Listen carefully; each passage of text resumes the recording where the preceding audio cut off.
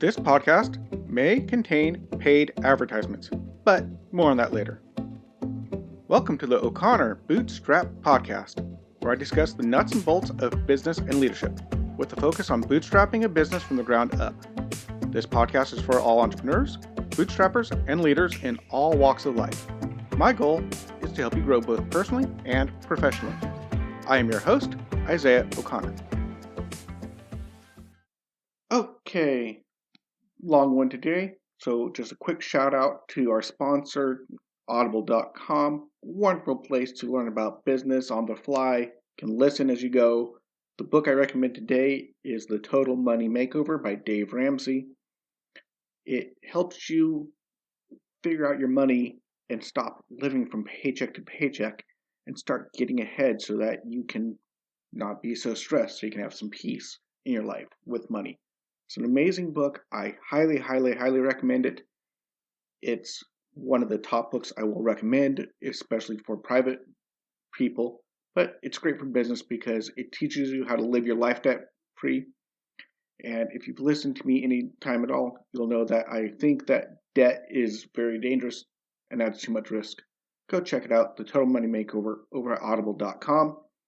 And you can get a free copy by using my code and getting a free 30-day trial over at audible.com/bootstrap with a capital B. That's audible.com/bootstrap with a capital B.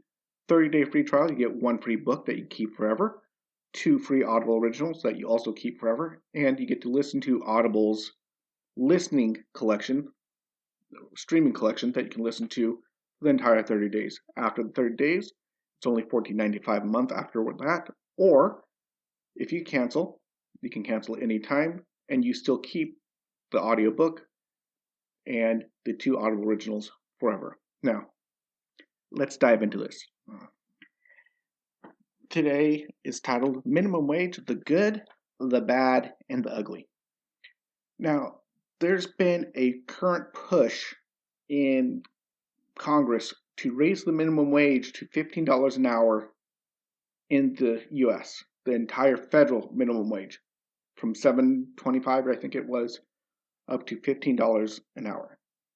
So let's jump into why I think that there's some good in that, but there's a lot of bad in that, and something very ugly lying underneath that. Now, before I start, I do want to thank you for listening. I do appreciate you guys. I do hope you find value in my content. I hope that if you feel like I'm doing a good job, that you share this with your friends and family, that you can go check us out on iTunes, leave a nice comment, give us a 5-star rating. That really helps us out. And I am very thankful for you guys who listen consistently. It really is encouraging that I'm not just sitting and talking at my computer for no reason. So I'm very happy with you guys. Go check it. So thank you very much. So let's jump into this. When did the minimum wage come into effect? All that stuff. Now, before I jump into that, know this, that minimum wage is a political idea. And it's very embroiled in politics.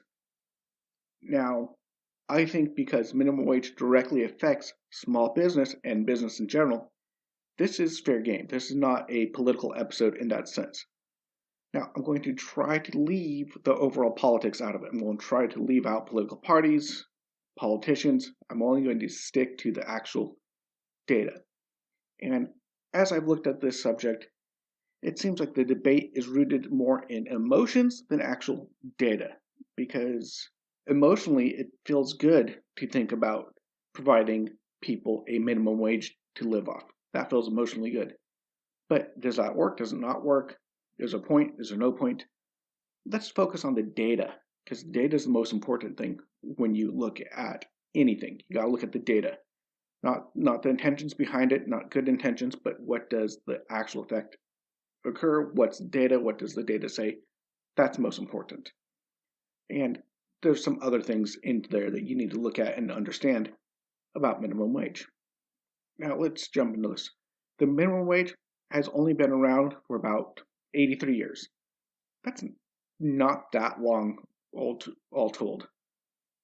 I mean, there are people alive today that were alive before minimum wage was institutionalized in the United States. When minimum wage came up, an idea was about 100 years ago, roughly 1910s, 1911, 1912, 1913. That's when this idea started being really pushed and promoted and growing. And the national minimum wage was in 1938. That's when they set it as a nationalized thing for the entirety of the United States. So that's crazy. It's a fairly new idea. And what was the given reason for minimum wage? Well, was to eliminate poverty by, quote unquote, providing a living wage so people would not have to live in poverty. And often proponents will bring up that we need to pay people a living wage so that when you have a single mom working a minimum wage job, she'll have enough money to raise her kids and feed her family. And that sounds very, very noble and very, very good. But is that what's really happening? What's going on here? Is that a good thing to help them? Will that help people? Will it hurt people? What's the deal? Let's take a look at it. First, let's look at a few stats. And these stats are from heritage.org. Most workers who earn minimum wage or less fall into two categories. Young workers, usually in school, and older workers who have left school. The majority of minimum wage earners fall into the first category. 53% of those earning $5.15 or less per hour are between the ages of 16 and 24. Now, that's a little bit older data, but I think it should be fairly analogous to current situation. The remainder are 25 years of age or older. Minimum wage workers under 25 are typically not their family's sole breadwinner. Rather, they live in middle-class households that do not rely on their earnings. For the most part, they have not finished their schooling and are working part-time jobs. These workers represent the largest group that would directly benefit from a higher minimum wage. And here are a few more characteristics of the teenagers and young adults who earn the minimum wage or less. Fully 67% work part-time jobs.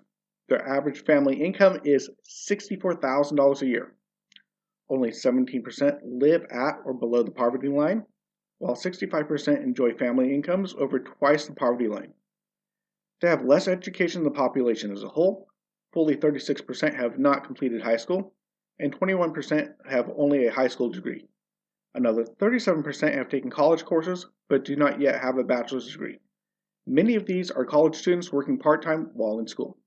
Fully 65% are women, only 5% are married. Older workers.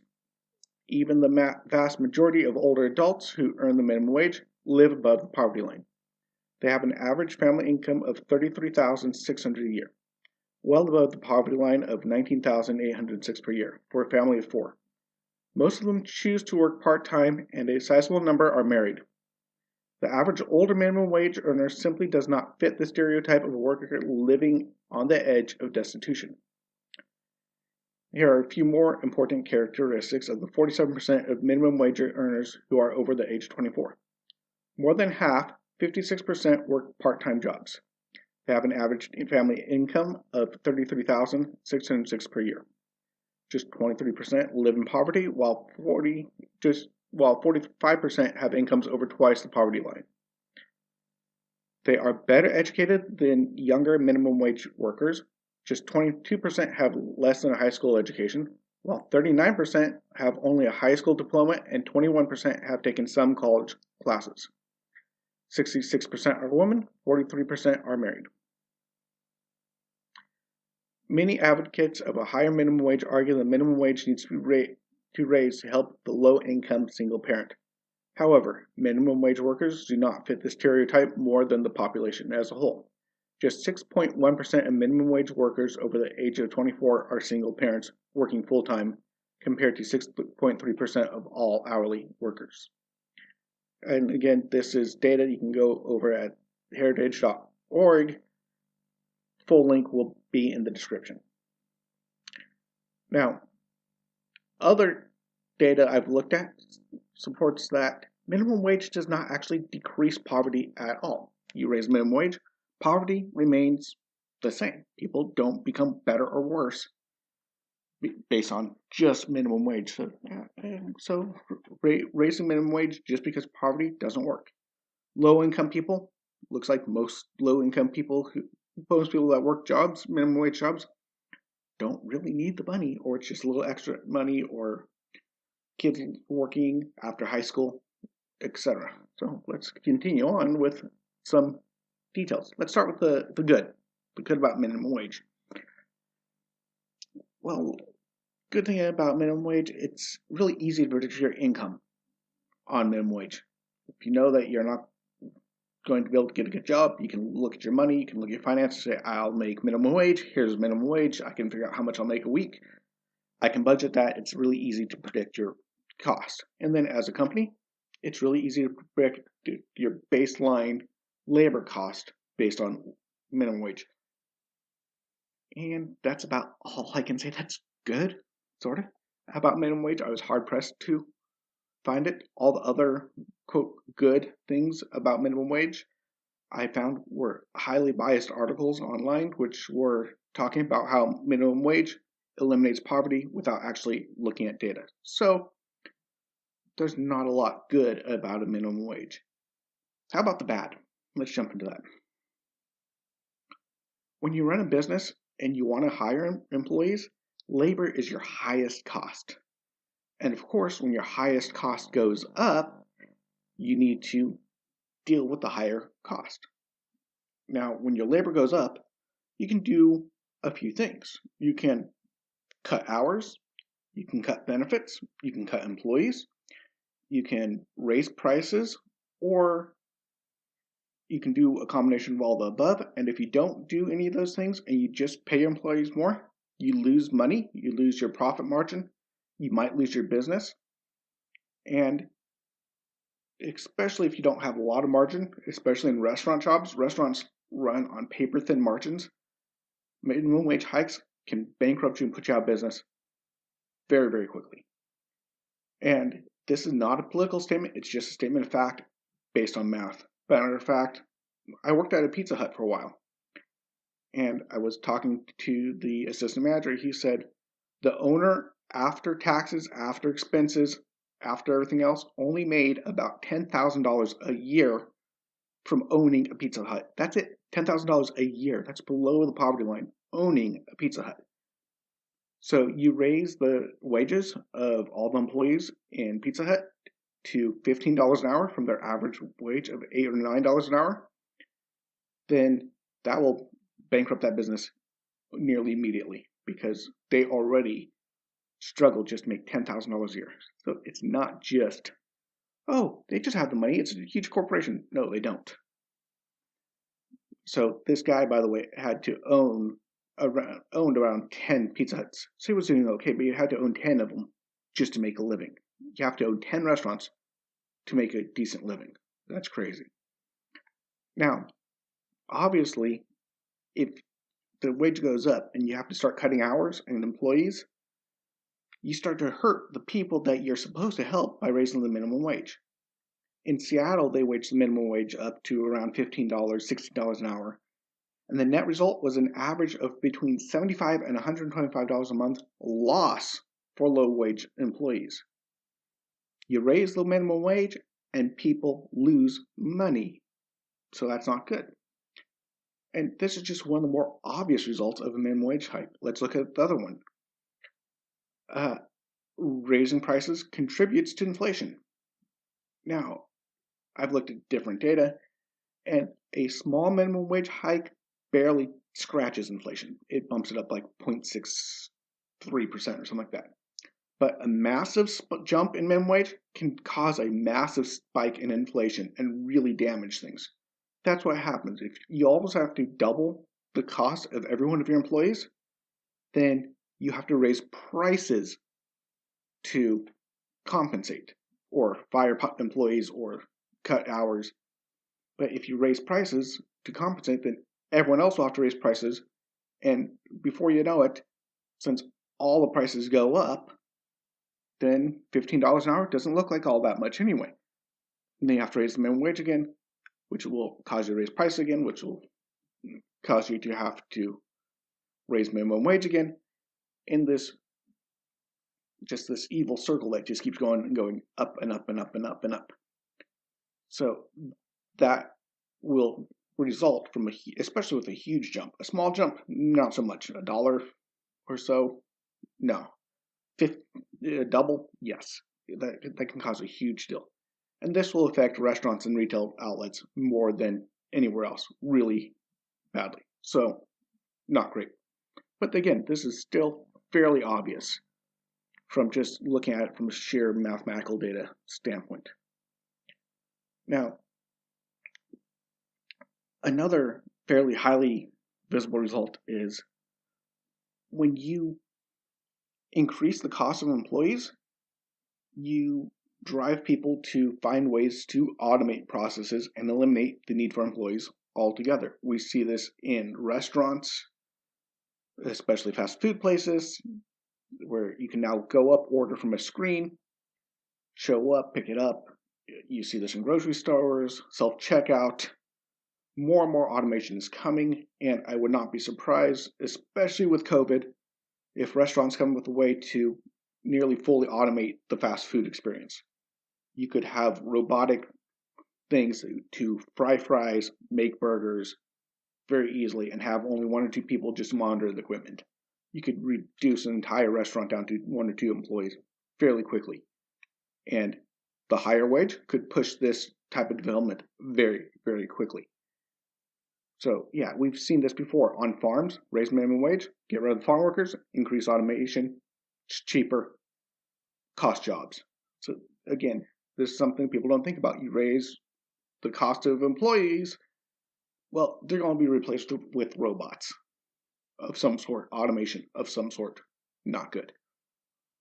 Another thing is a minimum wage, especially minimum wages that don't have automatic increases to match inflation, suppress wage growth. Now, let me explain this a little bit. If you have a wage of, say, $7.25 an hour, minimum wage, and that's all you're doing, minimum wage. If inflation goes up, cost of living goes up, and that's all you have to pay as a business, you're not going to raise your wages to keep up with inflation because you don't have to. You are allowed to not pay as much with minimum wage because it's just the minimum, and you pay that, and then you're fine. You don't have to increase it. Now, that's kind of bad, and it holds the wages low. Another way it holds down the wages is it cuts out the whole supply and demand factor. If everyone's paying the exact same minimum wage, then there's no competition. There's no drive to increase wages. For example, if there was no minimum wage and you had to get people to come work for you, you would have to pay them an attractive, competitive wage. Because if you didn't, they would go somewhere else where someone else did pay them an attractive, higher wage. And if you're competing with the guy next to you and you need employees, well, you're going to raise your wages to match or exceed the other person's wages to bring in more employees. And if they want to get more employees, they're going to have to raise their wages as well. And this will work to increase the wage, and this will increase much faster than when the government gets involved. Government gets involved, it does what government does best and slows down everything, gums up the works.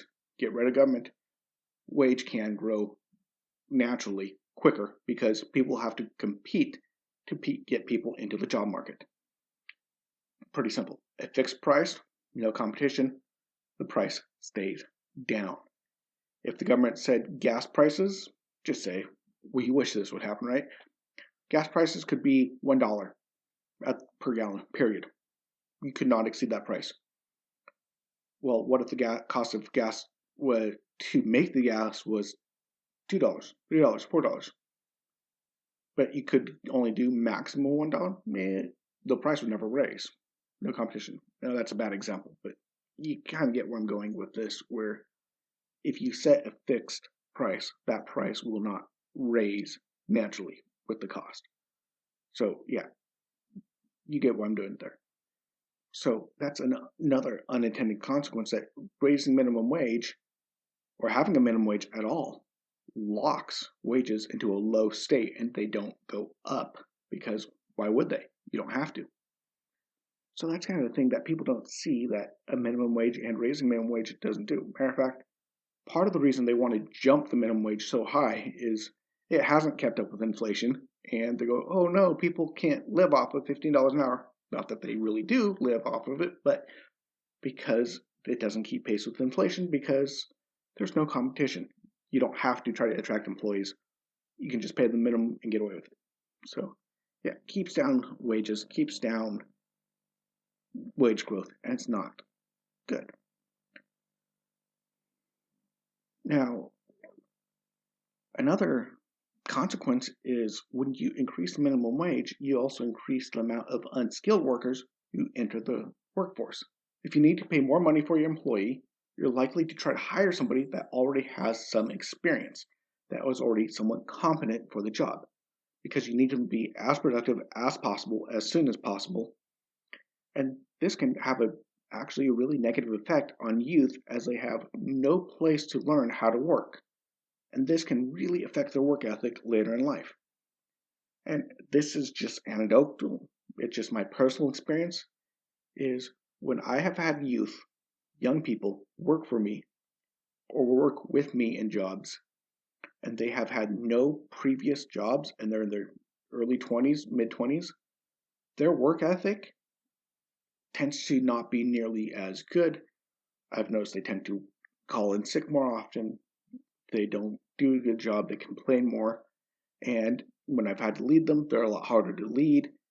And it's really hard because they don't get that early experience when they're the young, excited 15, 16-year-old kid just going to work and making some money and learning the skills of working. Customer service, getting up, being on time, all these skills. It's a good, safe place, as it were, to learn these things. And if you don't learn them, it can really hurt you later in life. And I've seen it over and over again. But again, it's not across the board. I've seen people come in, they've never had a job a day in their life, come in, they're 20 some odd years old, but they're hard workers because whatever reason they worked with their dad or something like that, and they came and they can start working right away. So yeah, it's not 100%. And again, this is just my personal experience, but I have seen it and I've heard people complain about it as well. So yeah, we want to get people in to low paid jobs to learn the trade. So yeah, that's a good thing. And that's again another consequence of having a minimum wage at all, and especially jacking it up really high, where you absolutely have to have the most vital employees be the ones that, not the most vital, but the employees that you do hire be very competent, because you don't have the time or the resources to take the time to train them up for 6 months, a year, to get them to that really high speed.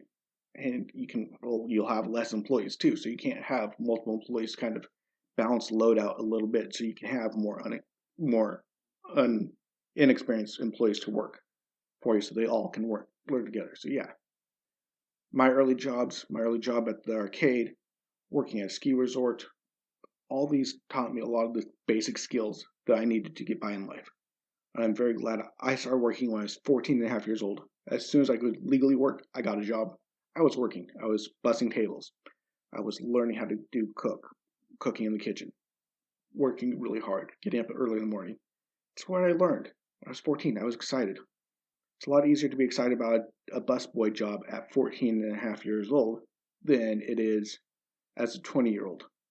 Doesn't work out that well. And I've seen people get stuck in dead-end jobs because they stuck to minimum wage jobs, and yeah, that's not good for them in the long run, and it's not good for other people. I actually had a guy that I worked with who got mad at me because I didn't know how to fry the French fries right. I actually followed the package instructions, but he was really upset, and he told me, I've been cooking French fries for 35 years, and his job was a busboy at a ski resort. He was in his mid 40s to early 50s, and he was working as a busboy at minimum wage at a ski resort. I'm sure there's more to the story than that, but yeah, not a good place to be when you're 40. Another unintended result is that employers that are less unscrupulous, instead of hiring people legally, they'll just hire people illegally. They'll just hire them under the table, they'll pay them lower wages, they won't pay taxes, they won't pay benefits, and this hurts low-wage employees. This hurts your average person because it drives down the job market. The taxes don't go back into the city, don't go back into the government. And of course, the person working for them is scared to speak up. If they get paid really, really low wages, it basically turns it into indentured servitude or nearly slave labor. This is not good. This is pretty bad. So you can't incentivize hiring people illegally and not paying them. Not good. And lastly, especially a national minimum wage, does not take into consideration the different costs of living in different cities, states, and regions.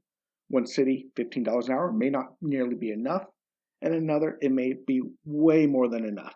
You can't decide at a national or even at a state level, really, what the wage should be because individual cities, individual neighborhoods even, have different cost of living. Everything's different.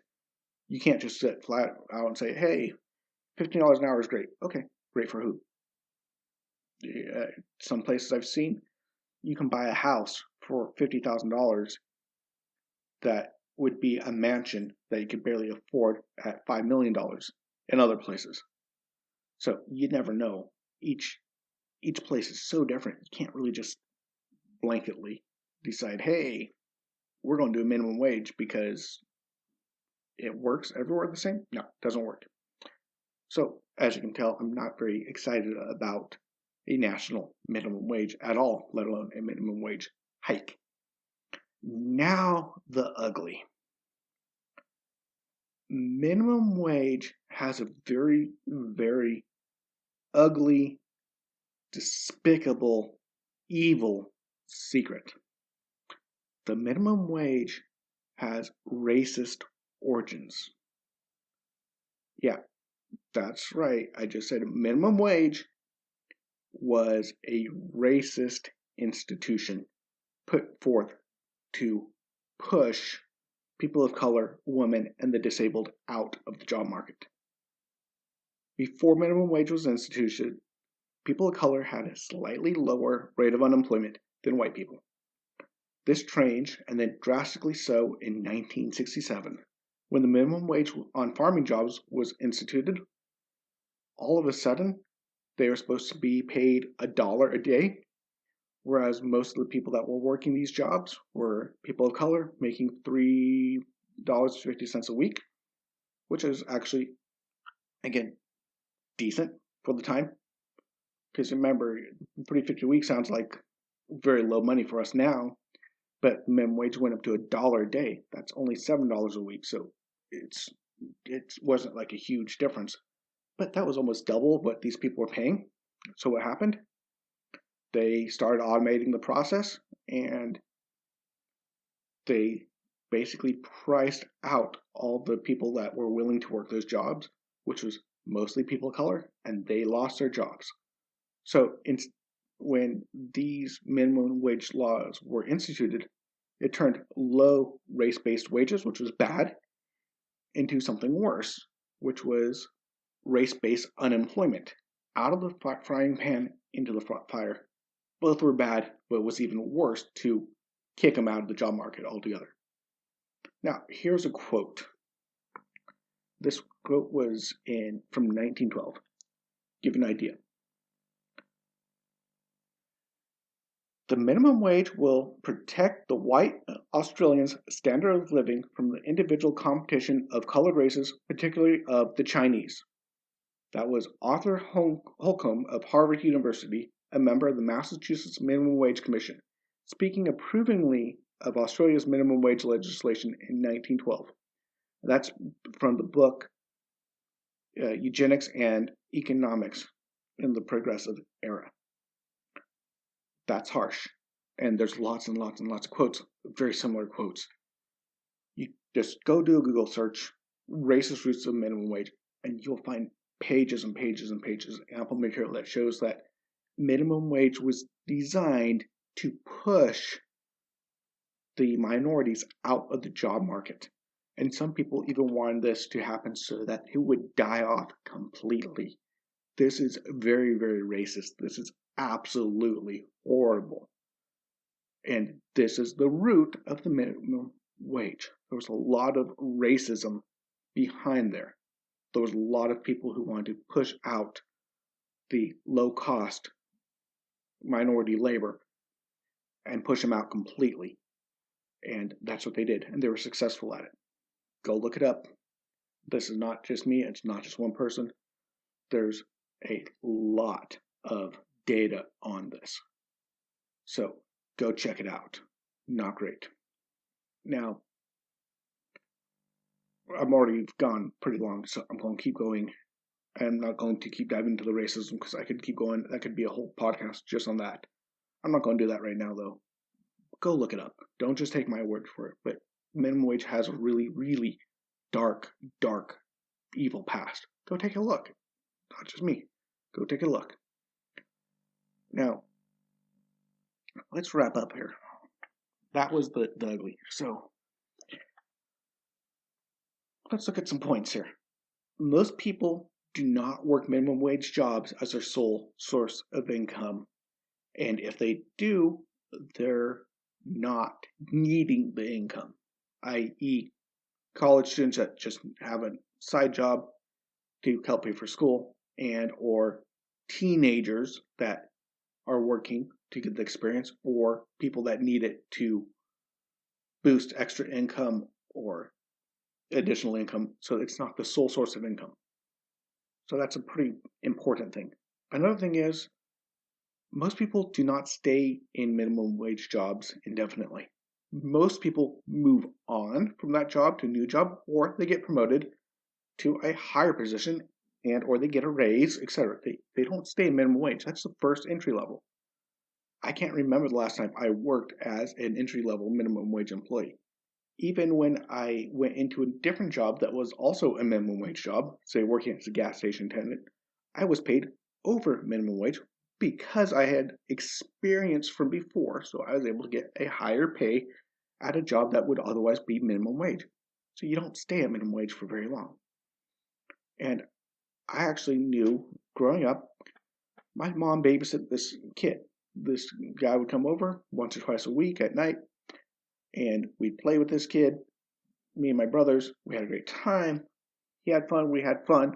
We became great friends. My mom babysat him to help this lady out, and it was great. Why was my mom babysitting and helping out this lady? Well, this lady was a single mom. She was working at McDonald's. She had fortunately worked her way up into management, but still McDonald's management doesn't make a lot of money because she was a single mom, and she was going to night school.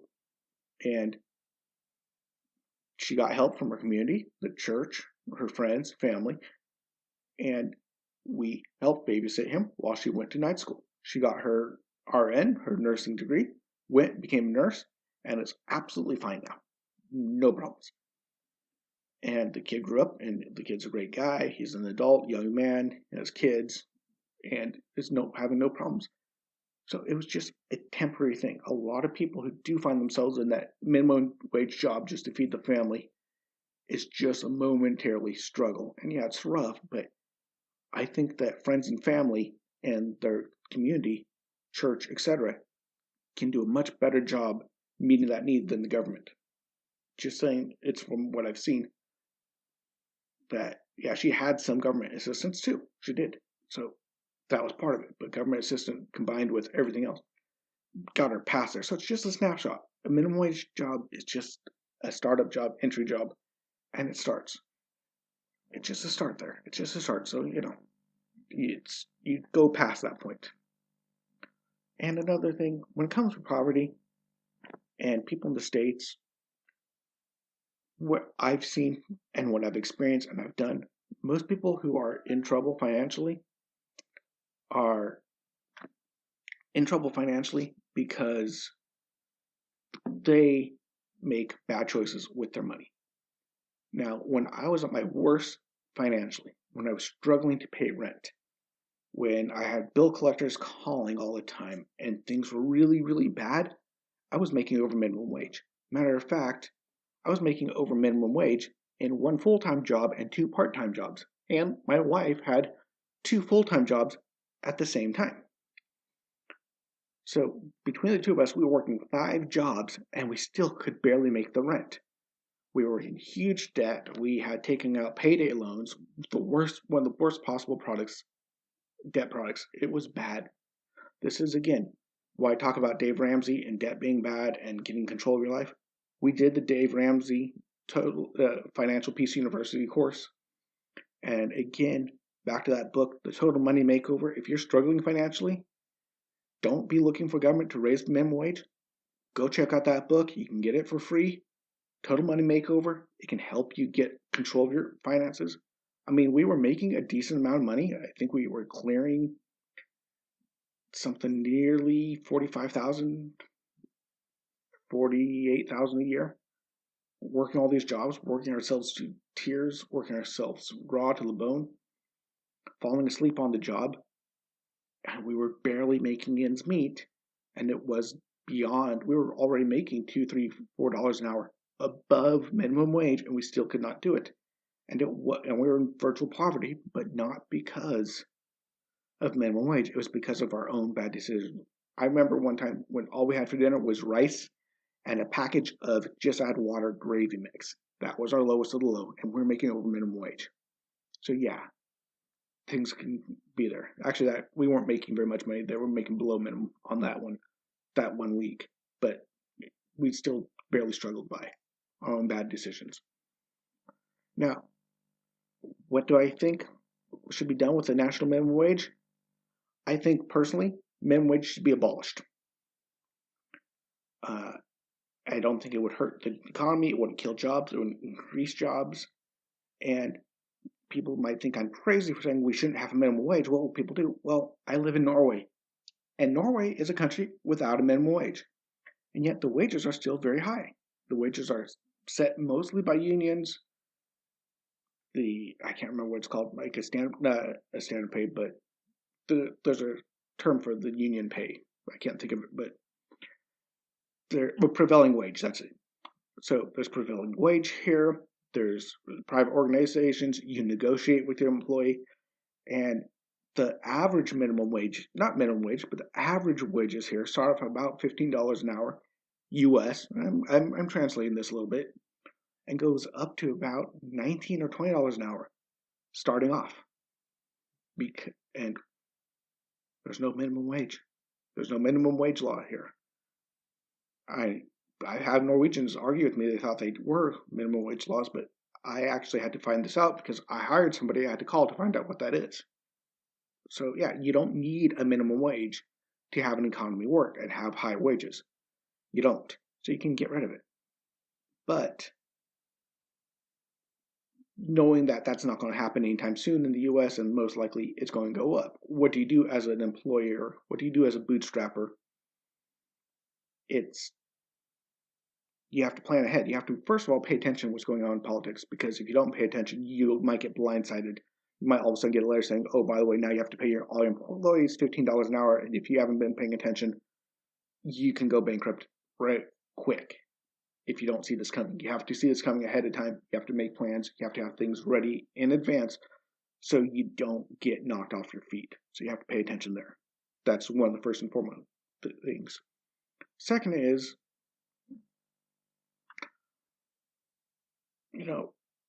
you really, in my opinion, I really don't think you should pay employees minimum wage at all to begin with. Not pay them minimum wage, not pay them below minimum wage. What I'm saying is you should pay them competitive wages. You see, if there's no minimum wage, as I mentioned before, you can pay competitive wages. And if you're an entrepreneur, a bootstrapper, you want to start hiring an employee, pay someone more than minimum wage. Pay them what you think they would be worth. How much, the most you can pay them. Get them excited about working for you. Pay them well. Take good care of them. Provide value for them. And they will take better care of you. Matter of fact, In-N-Out Burger does this. its employees already have a higher than minimum wage pay. Now, minimum wage is going up in California, so they'll probably raise their wages as well. But when minimum wage was something like $10 an hour in California, In-N-Out Burger was averaging about $13 an hour wages. Their managers make an average of 6 figures a year. They are highly recommended as an employer. About 90% of their employees recommend others that work there.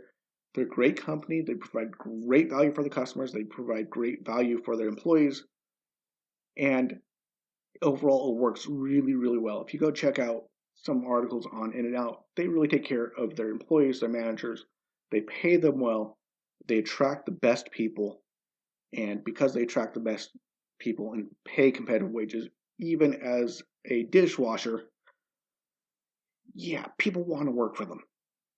And their wages go up faster than national minimum wage. Why? Because they take care of their people and they try to provide competitive wages. And I think that's the best model. If everyone did this, if all companies had to compete to get employees to come work for them, if they had to compete, they would have to raise minimum wage up in order to help bring people in. They would have to not minimum wage, they have to raise their bottom wages up. And if you know you have to do this, if you know you have to compete, you plan that into your company. You can plan for a raise of cost of living. You can plan that in. You can build that into your planning on your sales pricing, on your marketing, how much money you need to make.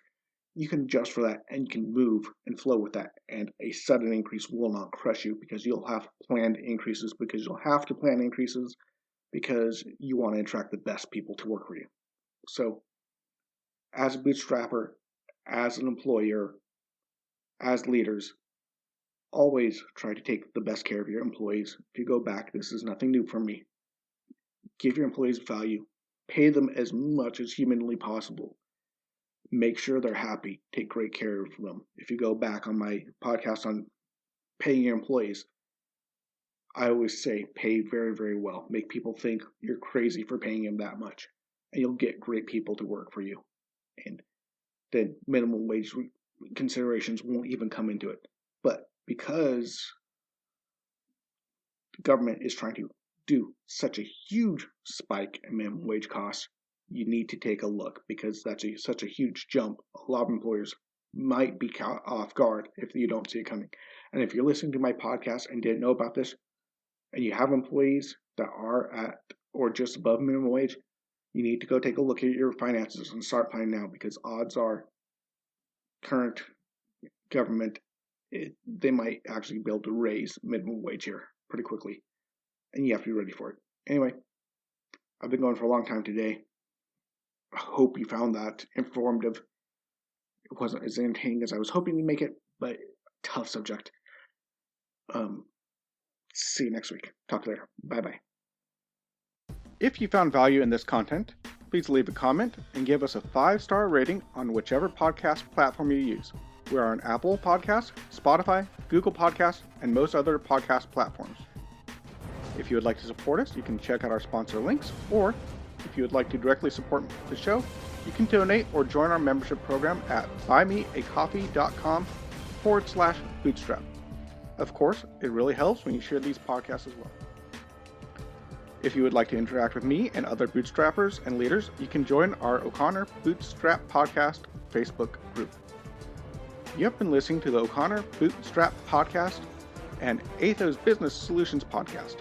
For our companion podcast, the Atheoz Business Podcast, hosted by Jason St. Clair, past episodes, and related blogs, check out our website at www.atheoz.com, which is www.atheoz.com, or theoz.com. Until next time, I've been your friendly neighborhood entrepreneur, Isaiah O'Connor.